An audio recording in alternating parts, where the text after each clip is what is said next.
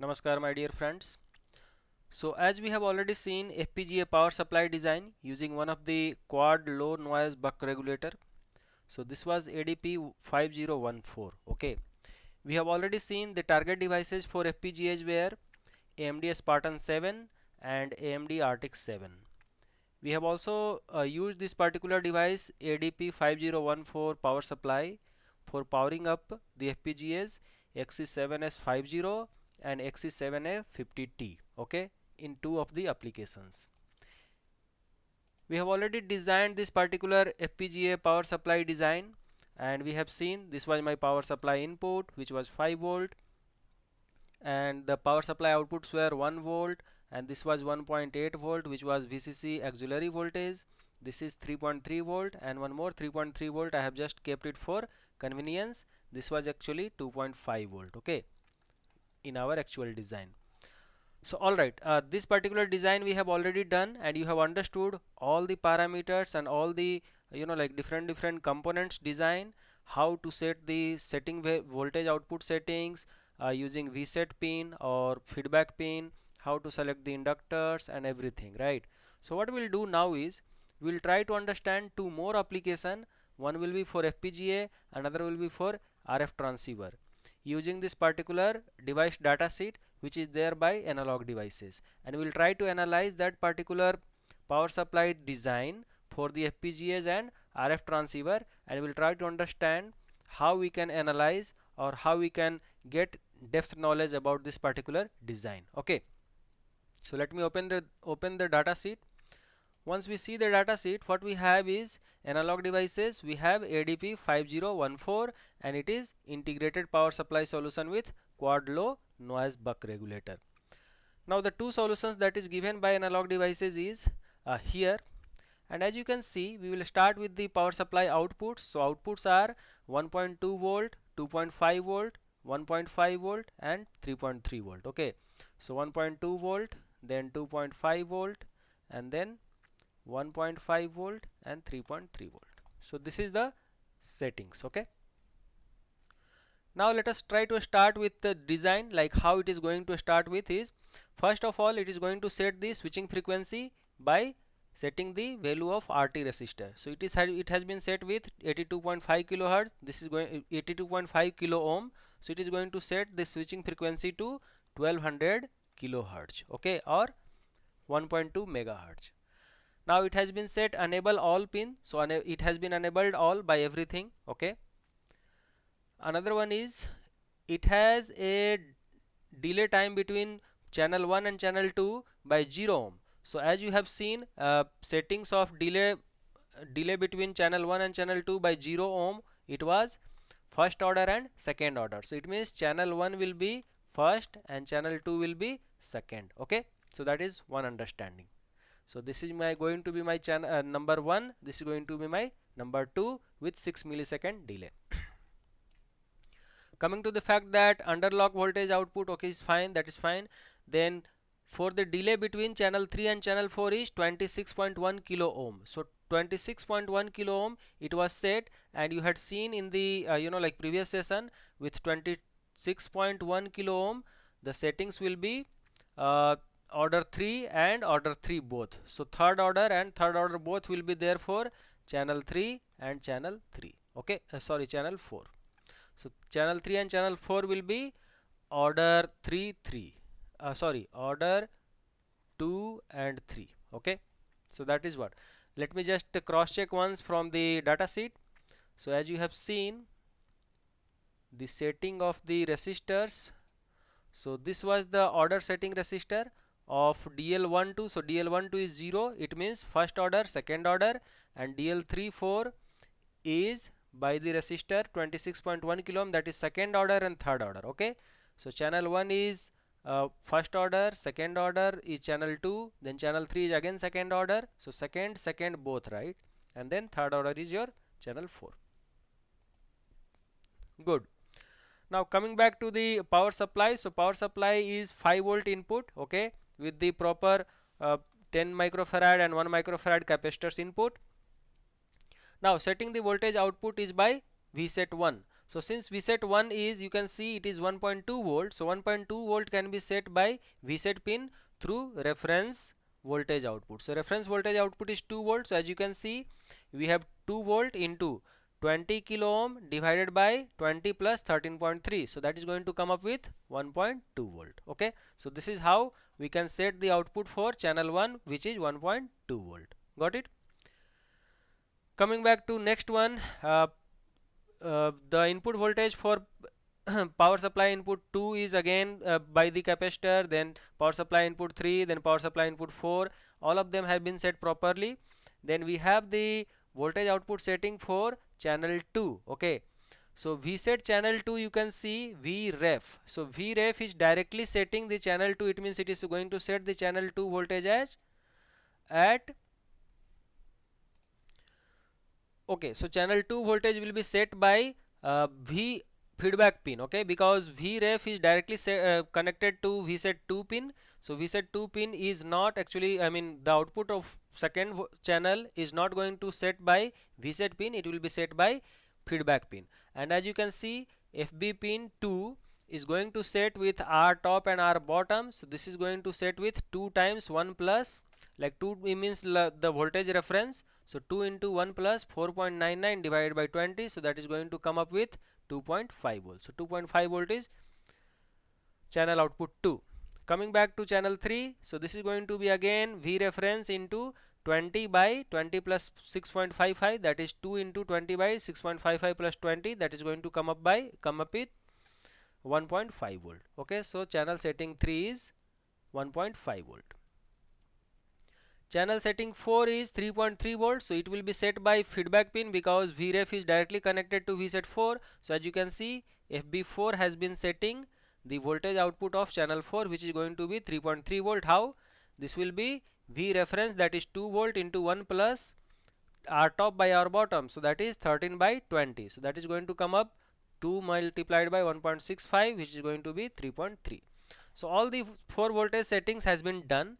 Now coming back to the like compensation circuit. So compensation circuit of each of the channels has been set by the RC combination, which is going to be 4.32 kilo ohm and 10 nanofarad. Same way 4.32 kilo ohm and 10 nanofarad.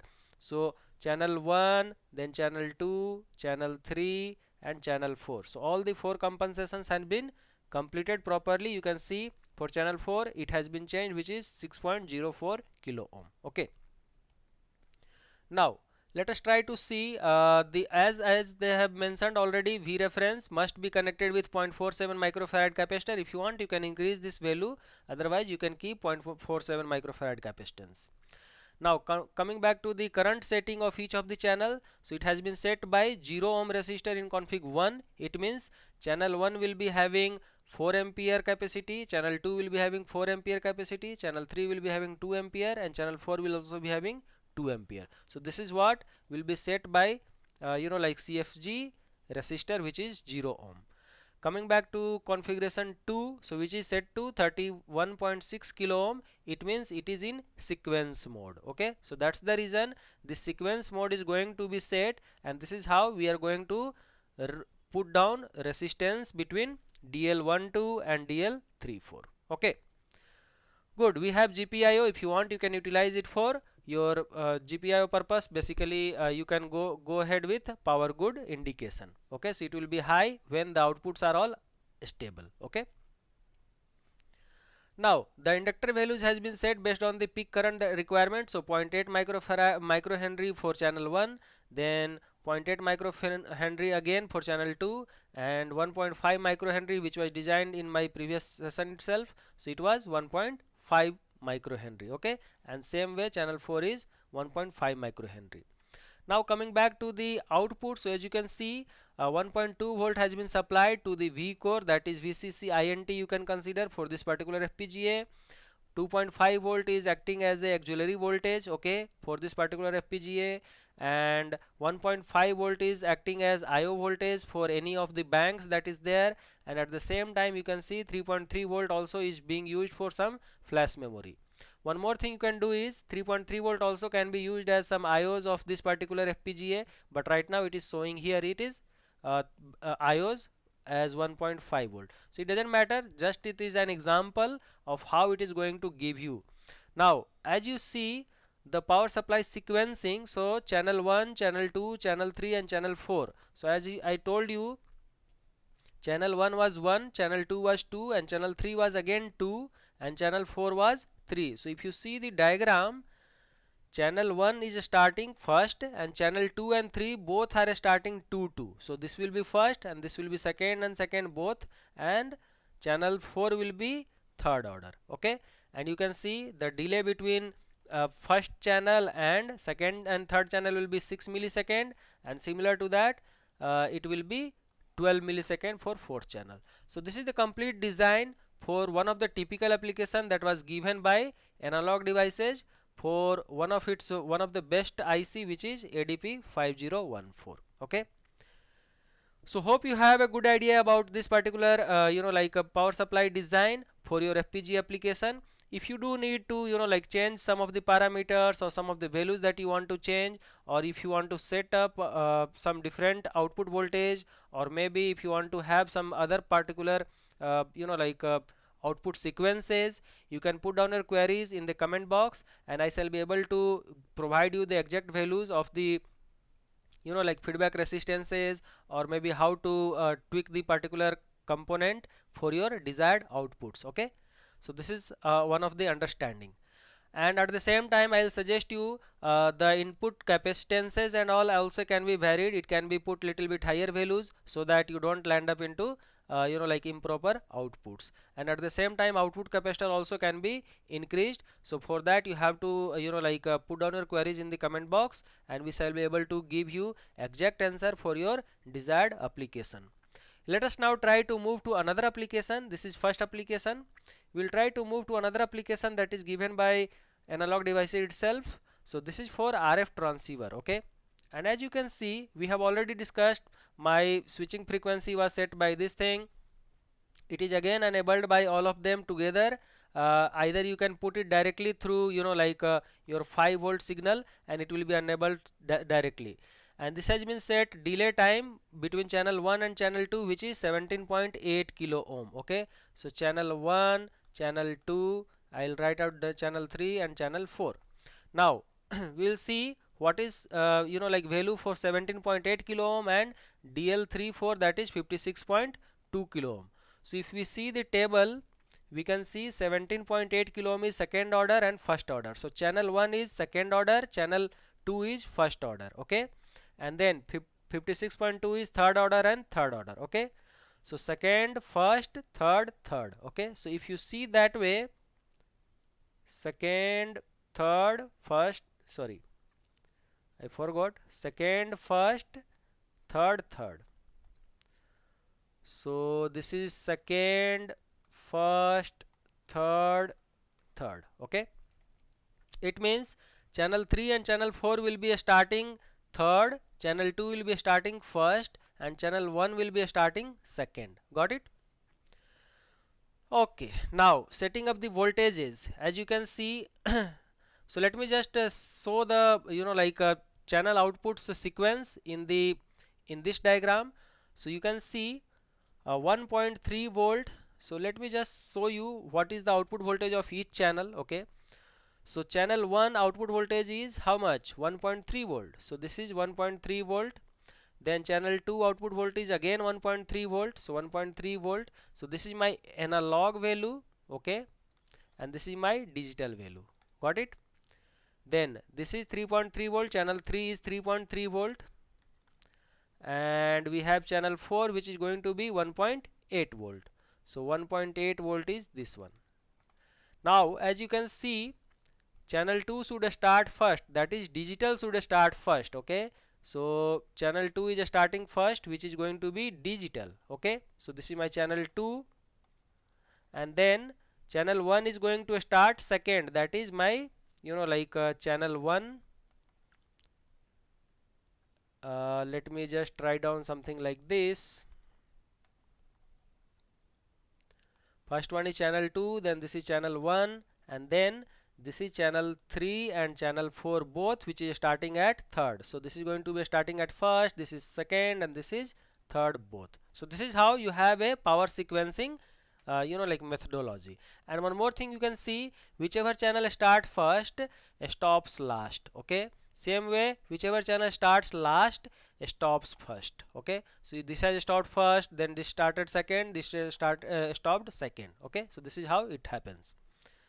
Now coming back to the another part, which is going to be like input voltage, the power supply capacitors for each of the inputs, like PV input 1, PV input 2, PV input 3 and PV input 4. Got it?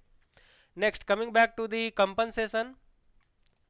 So the compensation design, you can see compensation 1 has been designed like 10 nanofarad and 4.32 kilo ohm. So you can see with this value you will be able to achieve almost all the outputs properly. So you can directly use this one. Otherwise you can directly manage with your data sheet calculation that I have shown in the previous session.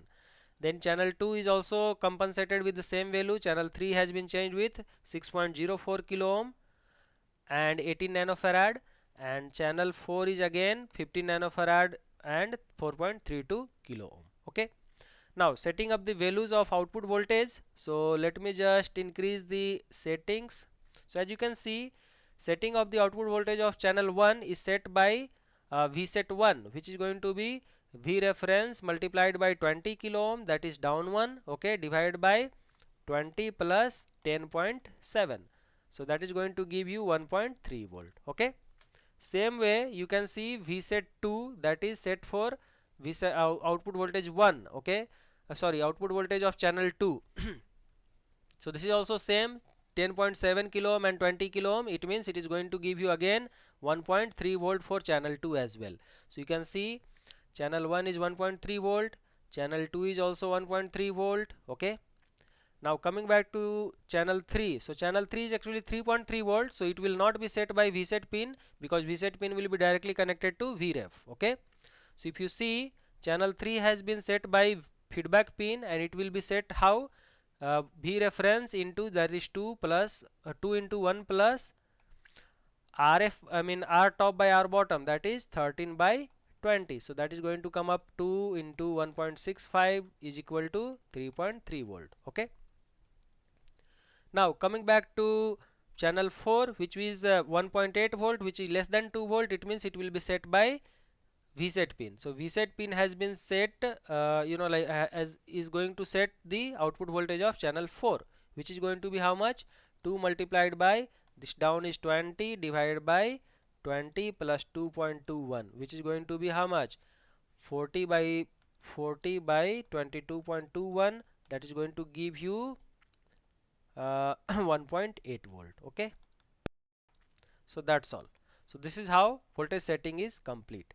Now coming back to the configuration pin. Okay, so configuration pin, as you can see, first of all, before that we have V reference, so that must be connected with minimum 0.47 microfarad capacitance. If you want, you can increase this value to, let's say, up to 2.2 microfarad or maybe like 4.7 microfarad also, but I'll suggest you to keep it up to 2.2 microfarad max. Okay,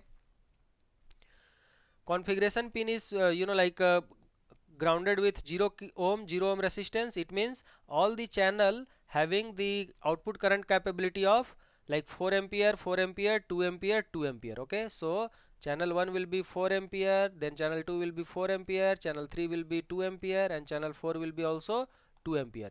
So with these current settings, you can either draw less than this current or more than this current. Okay,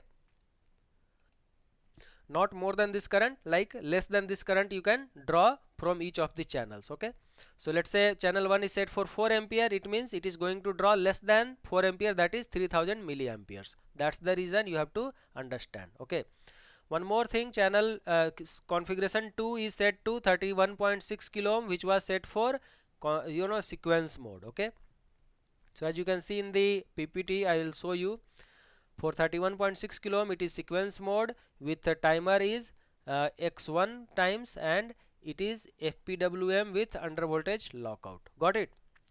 Now coming back to the like designing of the feedback and the finding the capacitance and all inductance and everything. So that will calculate and give you the output of 1.3 3 volt. So this particular microfarad capacitance has been taken based on the current rating that you need, so that you don't use a very high value of like a inductor, and keep your current output like equal to your 3 amperes. It means for that purpose you will be utilizing your 1 microfarad inductor. Same way you can set up your values for 1.3 volt 1500 milliamperes, and 3.3 volt 600 milliamperes, and 1.8 volt 600 milliamperes.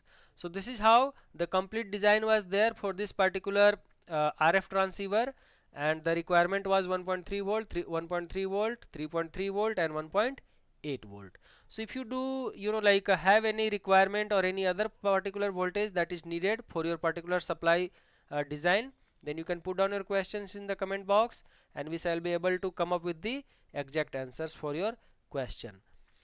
One more thing I'll tell you regarding the design here, it is bit complex here, so you can like remove all this design, okay, and just put only one inductor, and you can proceed with that. But what is the advantage of putting these two inductors are, actually it is going to act as like pi filter, like you can see capacitance, inductance, and again capacitance, okay. So it is acting as a pi filter. So since it is RF transceiver application, so that's the reason they are always using pi filter like this, okay. So both the places you can see for like analog applications and all, and then like this digital applications, you have pi filter utilization. Understood? And for GPI application, they have not used this thing, so that is nothing to worry about. One more thing, you can always add like additional 0.1 microfarad capacitor, okay, which will be a good like filter capacitor kind of thing. So at the each of the output you can always utilize 0.1 microfarad additional capacitors for this. And at the end you can see, since it is very high sensitive like to noise, so that's the reason they had used pi filter, and you have used here ferrite beads as well in each of the lines. So these are ferrite beads used for the noise sensitive applications. So alright guys, this was all these particular two applications that we have seen completely. And if you do have any questions regarding this particular IC, and at the same time any of the kind of like a power supply design you need for any of your FPGAs, you can put down your questions in the comment box, and we shall be able to come up with an exact answer for your power supply design for FPGA application. So alright, thank you so much.